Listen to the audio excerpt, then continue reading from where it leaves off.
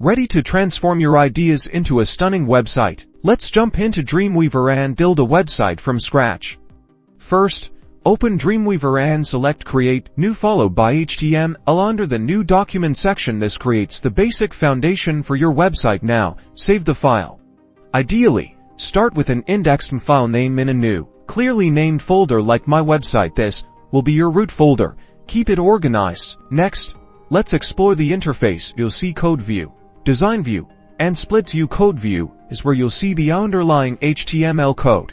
Design View allows you to design in a WYSIWYG. What you see is what you get environment, and Split View combines both, letting you see the code and design simultaneously. For now, let's stick to Design View. The Insert panel is your best friend. You'll use it to add elements to your website. Let's start simple. Click in the Design View, then in the Insert panel, find and insert a div by clicking it. This creates a container, a building block to hold content. Think of this as a building's room. You'll notice this div block isn't styled yet. To start adding any styling, go to the CSS Designer panel. This is where the design magic happens.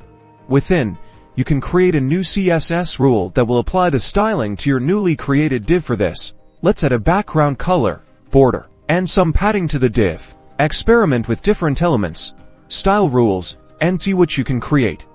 And that's a basic introduction to crafting your own website in Dreamweaver. Now, it's your turn to dive in and start building.